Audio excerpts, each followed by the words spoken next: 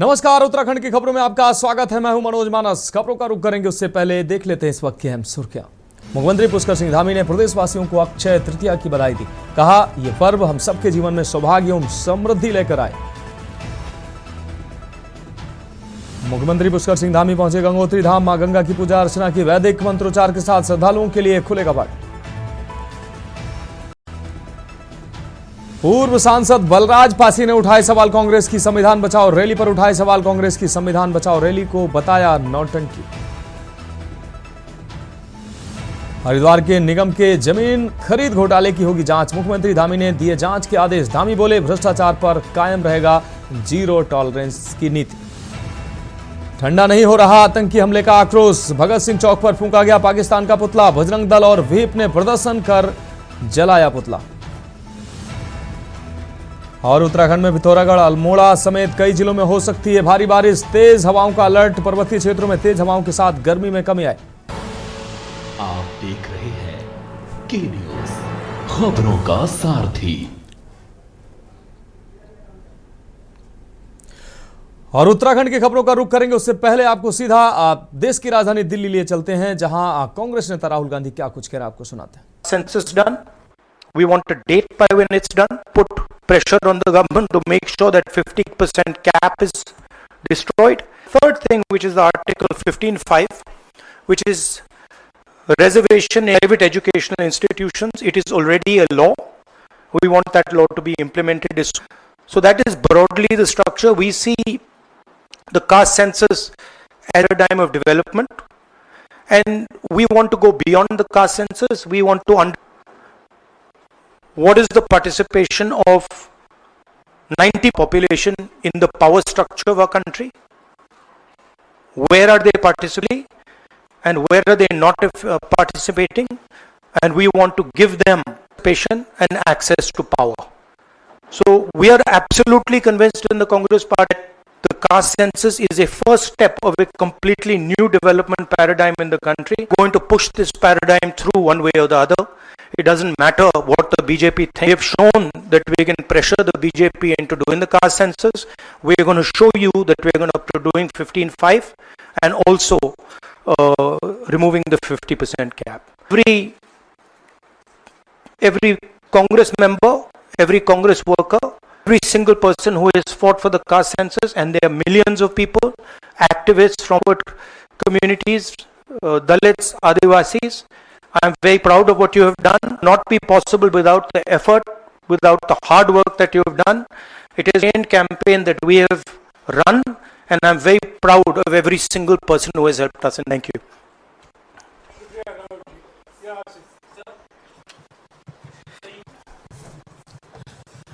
So you said that the government was opposed to this, decided to take this step. Do you think that this decision, in light of the upcoming Bihar polls? No, I don't think so. I don't think that's why they're taken in a hurry. I don't need to comment on whether they took it, when they took it. Now they have taken it. We are happy they've taken it. Now this needs to be taken forward. Sir, प्रधानमंत्री कहते थे कि ये 4 जातियां होती हैं सिर्फ देश में। अब अचानक से फैसला हुआ तो क्या लगता है विपक्ष ने और आप लोगों ने दबाव बनाया, उस दबाव के कारण? ये सिर्फ हमने दबाव नहीं डाला है। हमने ऑर्गेनाइज तरीके से बहुत गहराई से चलाया है, ग्रासरूट लेवल पे कैंपेन चलाया है, और ये कैंपेन चला रहे हैं और इस कैंपेन का असर पड़ा है, इफेक्ट आया है और इसी ये डिसीजन लिया है। बट कास्ट सेंसस बोला, ये दरवाजा खोलने का, उसके बाद रियल विकास का काम शुरू होगा।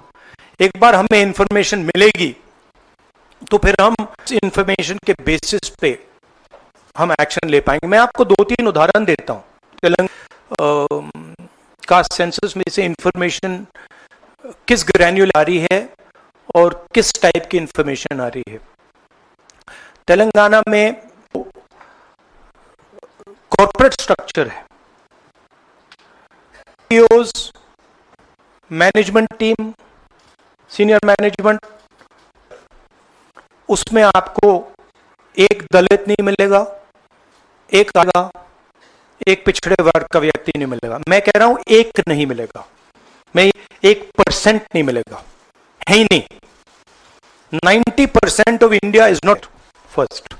सेकंड, गिग वर्कर्स, जहां जिनके लिए हम, और अब कर्नाटक में हम कानून बना रहे हैं, अगर आप गिग वर्कर्स की लिस्ट देखें, जिसको मैं मॉडर्न स्लेवरी कहता हूं, उसमें आपको किसी दलित और आदिवासी मिलेंगे। तो ये दो स्ट्रीम्स बन रही हैं। एक स्ट्रीम मजदूरी की, गरीबी की स्ट्रीम, बेरोजगारी की स्ट्रीम, जिसमें दलित, आदिवासी, और दूसरी स्ट्रीम जिसमें एक छोटी सी एलीट इस सिस्टम को कंट्रोल कर रही है, उसके ऊपर अदानी जी, अंबानी जी बैठे हैं।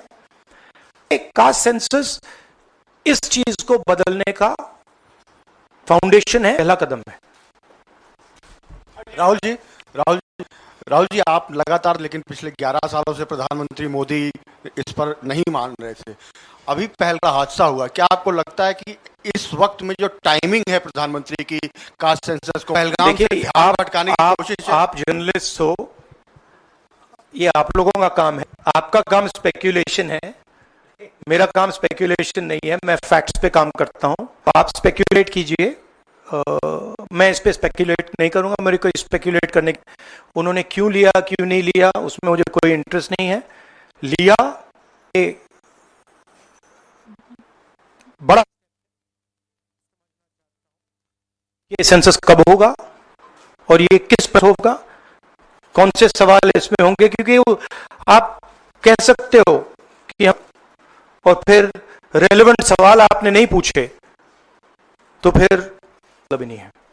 तो तेलंगाना में हमने बहुत गहराई से पब्लिक में जाकर, तो केंद्र सरकार द्वारा जो ऐलान किया गया है कि जातिगत जनगणना होगी, उसी के बाद राहुल गांधी ने प्रेस वार्ता की है। फिलहाल उत्तराखंड की खबरों का रुख करते हैं। उत्तरकाशी के गंगोत्री धाम में पतित पावनी मां गंगा जी के कपाट आज 10:30 बजे अक्षय तृतीया के पावन पर्व पर देश विदेश के तीर्थ यात्रियों एवं श्रद्धालुओं के लिए खोल दिए गए हैं। कपाट उद्घाटन के मौके पर उत्तराखंड के मुख्यमंत्री पुष्कर सिंह धामी ने गंगोत्री धाम में प्रथम पूजा अर्चना कर मां गंगा जी का आशीर्वाद प्राप्त मांगकर मां गंगा जी का आशीर्वाद मांगा, देश एवं प्रदेश की खुशहाली की कामना की। गंगोत्री धाम में बुधवार को हजारों तीर्थयात्री गंगोत्री धाम के कपाट उद्घाटन के साक्षी बने। कपाट खुलने से पहले तीर्थ पुरोहितों ने वैदिक मंत्रों से शुरू किया। तत्पश्चात तय लग्न और मुहूर्त के अनुसार मां गंगा जी की भोग मूर्ति यानी देवी का चलित विग्रह गर्भगृह में विस्थापित किया गया। फिर से वैदिक मंत्रों के साथ देवी का आवाहन और स्थापना की गई। तीर्थ पुरोहितों ने गंगा पूजन वैदिक मंत्रोच्चार के साथ सुबह तय लग्न के अनुसार 10:30 पर गंगोत्री धाम के कपाट श्रद्धालुओं के लिए खोल दिया। इस दौरान हजारों तीर्थ यात्रियों ने हर हर गंगे की उद्घोष के साथ पूरा गंगोत्री धाम गूंज उठा। अक्षय तृतीया पर उत्तराखंड की चारधाम यात्रा यमुनोत्री धाम से शुरू हो गई है और ये चारधाम यात्रा आपको बता दें वामावर्ती होती है, यानी बाएं से दाईं ओर। इसमें सबसे बाईं ओर पहला धाम यमुनोत्री है, दूसरा गंगोत्री है, तीसरा केदारनाथ है और चौथा बद्रीनाथ।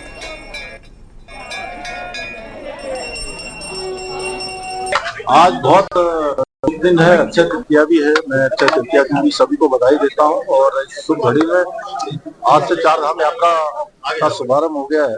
गंगोत्री यमुनोत्री धाम के कपाट आज खुल रहे हैं और पूरी तरह से जिस यात्रा का पूरे देशवासियों को प्रतीक्षा रहती है और इसी प्रकार उत्तराखंड वासियों को इस चारधाम यात्रा को संचालित करने वालों के लिए भी एक महाउत्सव की तरह ये यात्रा होती है।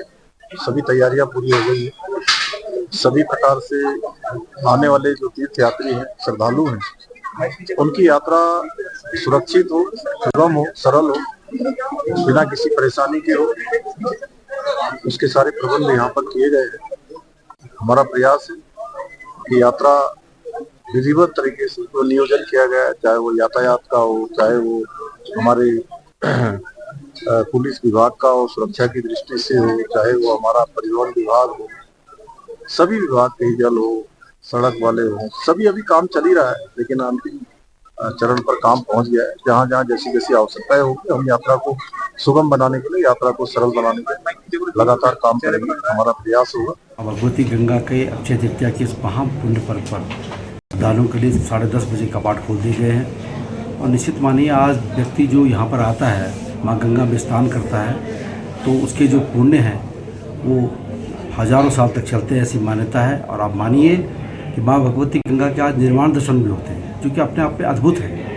तो माँ गंगा के निर्माण दर्शन का भी आज आनंद लें, उसका प्राप्त करें, और माँ गंगा के स्नान का भी फल प्राप्त करें, और गंगा जल को भिजाएं, पिएं, और गंगा ही जो है आपको सत्य जीवन 100 साल तक जीने की शक्ति देती है, ऐसा मेरा मानना है। उस भगवती के कारण ही मुक्ति होती है। तो आप लोग सब पधारे, आप सबका अक्षय तृतीया का बहुत बहुत बधाई। जय गंगा मैया की, धन्यवाद। आज के इस पावन पर हम पतित पावनी पुण्य सलिला भगवती गंगा मैया के पवित्र प्रांगण में हैं, जो गंगा युगों युगों से हमारा उद्धार करती आ रही है, और जो हमारे देश की पहचान है। हम उस देश के वासी हैं जिस देश में गंगा बहती है, और ये उत्तराखंड मूर्धायत साक्षात गंगोदयालय और गंगा जी की जो विहार स्थली है, महाराज भगीरथ की जो तपस्थली है। आज इस परम पावन मंदिर के कपाट, पवित्र कपाट श्रद्धालुओं के दर्शनार्थ खोल दिए गए हैं, और आज के उपरांत गंगा सप्तमी तक गंगा जी के निर्वाण दर्शन चलेंगे। गंगा सप्तमी को श्रृंगार दर्शन होगा, और श्रृंगार दर्शन के बाद फिर श्रद्धालु सामान्य दर्शन करेंगे, और उसके बाद में फिर दीपावली तक पूरा सामान्य जैसे दर्शन श्रद्धालु आते हैं। देश विदेश से यहाँ श्रद्धालु आएंगे, और माँ गंगा सबके पूर्ण करेगी, ऐसा मेरा पूर्ण विश्वास है। आज के इस पावन पर्व पर मैं देश और विदेश में जो हमारे समस्त सनातन धर्मावलंबी है, सबके मंगल और कल्याण के लिए माँ गंगा के पावन चरणों में प्रार्थना करता हूँ, और ऐसी कामना करता हूँ। मैं दिल्ली से आई हूँ, मेरा नाम भारती है, और मैं यहाँ गंगोत्री के दर्शन करने आई हूँ। स्पेशली यहाँ पे जो डोली निकलती है मुखवा गांव में, जो उनका शीतकालीन निवास था, मैं वहाँ देखने गई थी। वहाँ से कल मैंने डोली में आधे रास्ते हम डोली तक आए, मेरे पेरेंट्स भी आए थे, और अब आज हम यहाँ पे माता के दर्शन करने आए दोबारा से। कैसे अनुभूति कर रहे हैं आज आप गंगोत्री दर्शन करने के बाद? मतलब मैं बता नहीं सकती, क्योंकि मैं खुद उत्तराखंड से हूँ, कुमाऊं रीजन से हूँ, तो ये मतलब भगवान और ये सारी चीजें मैंने बचपन से देखी है, बट यहाँ के डोली देखना और माता को इस तरीके से देखना, इसका मतलब आई कैन टेल यू कि कितना हम हैप्पी हम मतलब बहुत डिवाइन है ये सारी चीजें, और मतलब अपने में इतना सुंदर है, इतना एरिया इतना सुंदर है कि अंदर से ही आता है कि कितनी शांति है। अक्षय तृतीया के मौके पर आज विधान से मां गंगा के कपाट खोल दिए गए हैं, और श्रद्धालुओं ने आज अक्षय तृतीया के मौके पर पहले दर्शन कर लिए।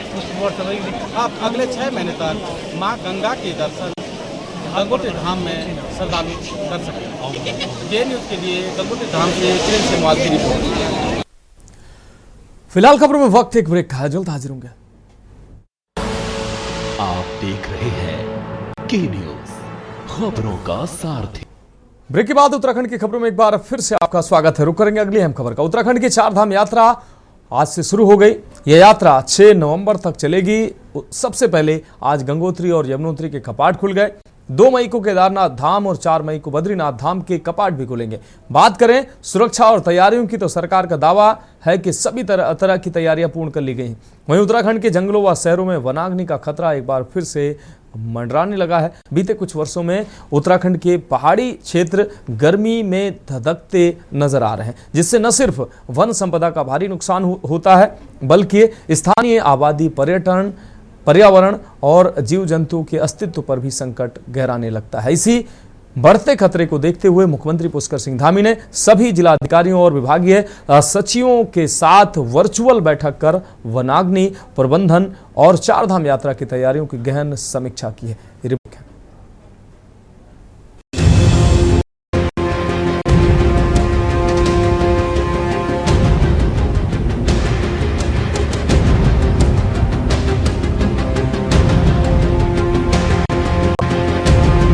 वनाग्नि के साथ ही चारधाम यात्रा की सुरक्षा को लेकर सरकार मुस्तैद नजर आ रही है। पर्यटन मंत्री सतपाल महाराज से लेकर उत्तराखंड के डीजीपी ने खुद मोर्चा संभाल लिया है। पर्यटन मंत्री सतपाल महाराज ने कहा कि चारधाम यात्रा मार्ग पर पूरी तैयारियां की जा चुकी हैं। जहां-जहां एवलांच समस्या आती है वहां पर जेसीबी तैनात, साथ ही साथ इस बार चारधाम परिसर का इंश्योरेंस भी कराया गया है। आगे महाराज ने कहा कि सुरक्षा को लेकर डीजीपी और गढ़वाल कमिश्नर से बात हो चुकी है। डीजीपी ने बताया कि चारधाम यात्रा की जम्मू कश्मीर में पर्यटकों पर हो सकती है के बाद और ज्यादा पुख्ता कर दी गई है। पुलिस के साथ तमाम सुरक्षा एजेंसियां अलर्ट पर हैं और ड्रोन के माध्यम से ट्रैफिक और चारधाम यात्रा मार्गों पर नजर रखी जा रही है। खुफिया विभाग भी उत्तराखंड के सभी बॉर्डर और चारधाम यात्रा मार्ग पर पड़ने वाले शहरों से इनपुट देने में लगा है। चारधाम यात्रा मार्ग पर आने वाले श्रद्धालु उत्तराखंड आए। उन्होंने दावा किया कि यात्रियों को किसी भी प्रकार की असुविधा उत्तराखंड में नहीं होने दी जाएगी। इसके अलावा रजिस्ट्रेशन काउंटर पर उन्होंने रजिस्ट्रेशन के लिए लगने वाले डॉक्यूमेंट की डिटेल सार्वजनिक करने के निर्देश भी दिए। आज बहुत शुभ दिन है, अक्षय तृतीया भी है। मैं अक्षय तृतीया की भी सभी को बधाई देता हूँ। और इस शुभ घड़ी में आज से चारधाम यात्रा का शुभारंभ हो गया है। गंगोत्री यमुनोत्री कपाट आज खुल रहे हैं और पूरी तरह से इस यात्रा का पूरे देशवासियों को प्रतीक्षा रहती है और उसी प्रकार उत्तराखंड वासियों को इस चारधाम यात्रा को संचालित करने वालों के लिए भी एक महाउत्सव की तरह ये यात्रा होती है। सभी तैयारियां पूरी हो गई है।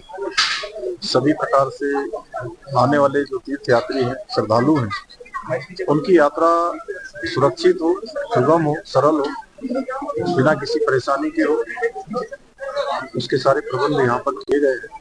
देखिए, पिछले कुछ वर्षों से लगातार हमारा प्रयास है कि जो मूलभूत आवश्यकता है इस बात की, चाहे वो मैन पावर हो या वकील, इस पर डिपार्टमेंट ने फोकस किया और करीबन 2000 से ज्यादा नियुक्तियां, जैसे फॉरेस्ट गार्ड, फॉरेस्टर और रेंजर्स के साथ साथ पहली बार आपका स्टेट फॉरेस्ट सर्विसेज के लोगों का भी सिलेक्शन हुआ। इसके अलावा 3 वर्षों में तो हम लोगों ने करीबन 81 नए व्हीकल्स, इसमें कैंपर है, बोलेरो है और स्कॉर्पियो है, डिवीजनों को दिए।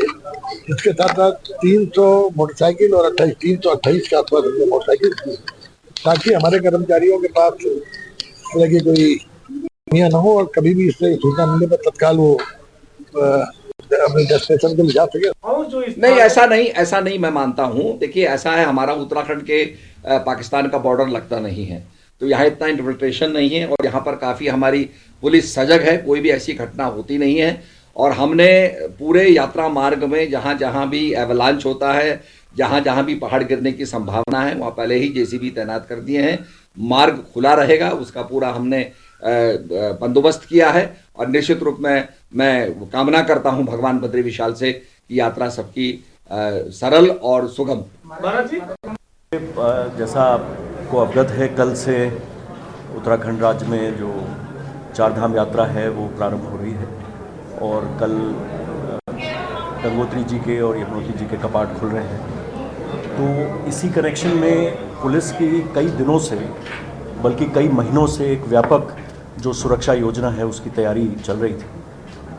पिछले वर्ष के जो अनुभव थे उन पर अब की बार एक फ्रेश एक्सरसाइज की गई और सभी जनपदों में जो चारधाम सेल हैं वो स्थापित किए गए, पुलिस मुख्यालय में स्थापित किया गया और एक विशेष आईजी गढ़वाल रेंज के कार्यालय में एक अलग से चारधाम कंट्रोल रूम अब की बार स्थापित किया गया है। जहाँ तक तैयारियों की बात है, एक यातायात व्यवस्था और चारधाम यात्रा सुगमता से चले। वहीं उत्तराखंड के मौसम की बात करें तो आने वाले कुछ दिनों में प्रदेश में मौसम में कुछ बदलाव देखने को मिल रहा है। बीते दिन मैदानी जिलों में तेज हवाओं के साथ धूल भरी आंधी व हल्की बारिश देखने को मिली, जिसको लेकर मौसम विभाग के द्वारा आगामी दिनों के लिए मौसम का पूर्वानुमान जारी किया गया है। मौसम विभाग केंद्र के निदेशक विक्रम सिंह ने बताया कि आगामी मई के पहले सप्ताह में मौसम में फिर बदलाव देखने को मिलेगा, जिसमें अधिकांश जगहों पर तेज बौछारी हवाओं के साथ ही कुछ जगहों पर बिजली कड़कने जैसी स्थितियां भी देखने को मिल सकती हैं, जिसके चलते सतर्कता बरतने की जरूरत है। दिन में थोड़ी जैसे विंड्स है वो स्ट्रॉन्ग रह सकती है, क्योंकि कन्वेक्शन की वजह से आफ्टरनून में खासकर जो है वो स्ट्रेंथन होती है, स्पेशली प्लेन्स में जो है। तो इस तरह की है, या वैलीज वगैरह में भी थोड़ा स्ट्रॉन्ग विंड दिन में वो दिख सकती है। जहाँ तक तापमान की बात है तो वो इस समय करीब करीब सामान्य पे है ज़्यादातर जगहों में, एक आध स्टेशन वगैरह छोड़ दें। और तापमान जो आगे भी अगर मैं करूँ एक वीक तक की बात जो है, तो ये सामान्य या उससे भी नीचे जाएंगे। तो तापमान की अगर मैं बात करूं तो ये अभी जो है बिल्कुल सामान्य या उससे ही नीचे रहने वाले एक वीक के लिए अगर मैं बात करता हूं। बाकी जहां तक वेदर एक्टिविटी की बात है तो एक तरह से लग रहा है कि जो है रेन थंडरस्टॉर्म एक्टिविटी जो है वो प्रदेश में देखने को मिलेगी। प्रथम मैं आज बहुत ही पावन और पवित्र दिन है, शुभ दिन है, अक्षय तृतीया है और आज के दिन हमारी जो है यात्रा शुरू हुई, उसके लिए मैं सभी पूरे देश और प्रदेशवासियों को बधाई देती हूँ। और जहां तक की बात है कि सरकार देखिए, एक तरफ चार धाम यात्रा शुरू हो रही है, उसकी क्या है, अभी हमने देखा है कि चार धाम यात्रा तो शुरू हो गई, अच्छी बात है, वो हमारी आत्मा है। यहाँ के जो वन भी आत्मा है, जो उत्तराखंड है वो वहाँ के वन बहुत ही फेमस है। और लेकिन सरकार को जिस तरह से यात्रा शुरू हुई वो अच्छी बात है, लेकिन जो है वनों में जो आग लग रही है, पिछले साल भी हर चैनल के माध्यम से हमने कहा कि सरकार को इसको संज्ञान में लेना चाहिए, वन मंत्री को संज्ञान में लेना चाहिए, अपना होमवर्क करके रखना चाहिए। यात्रा शुरू हो चुकी है और सभी दर्शनाभिलाषी यहाँ आने को आतुर हैं उत्तराखंड। लेकिन मेरा सरकार से निवेदन है कि इस बार पिछली बार की तरह व्यवस्था को न करें, सही व्यवस्था लाएं ताकि जो हमारे यहाँ चार धाम यात्री हैं उनको समुचित सुविधाएं उपलब्ध हो सके, किसी प्रकार की कोई गड़बड़ी ना हो सके, कोई अव्यवस्था ना हो और सबको सही और उचित सुविधा प्राप्त हो सके। दूसरा, वनाग्नि की बात है। यहाँ हर समय ये वनाग्नि का जो चलता रहता है, सरकार का कोई ध्यान नहीं है। मैं समझता हूँ कि सरकार पूरी तरह विफल है इन अग्निकांड को रोकने में।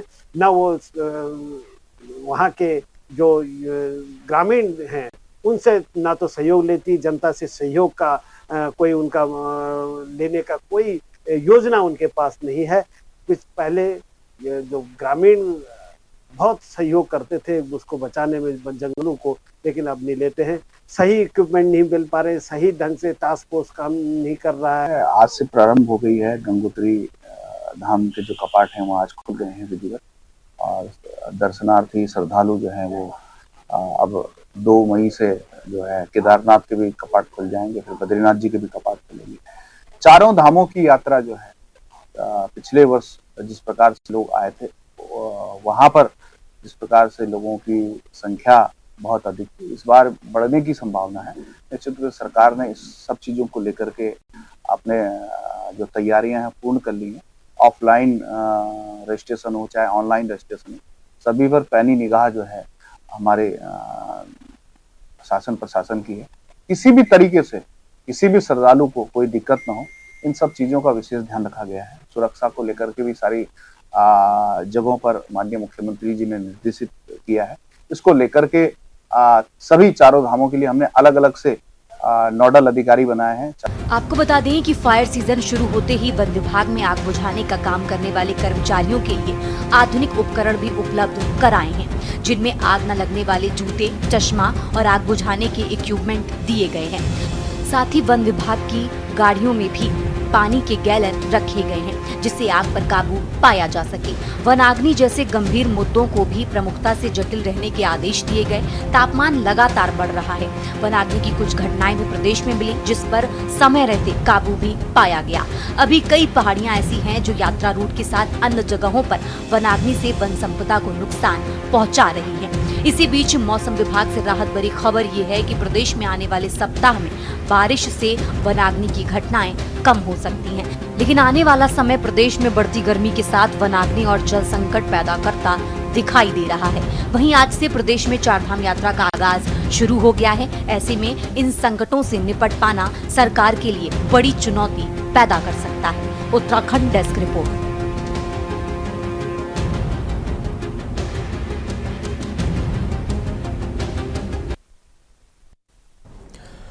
फिलहाल उत्तराखंड की खबरों में अभी के लिए मेरे साथ इतना ही। मुझे दीजिए इजाजत और आगे आप देखिए के न्यूज इंडिया का विशेष कार्यक्रम मंथन हमारे प्रधान संपादक दुर्गेन चौहान जी के साथ। देख रहे हैं के न्यूज खबरों का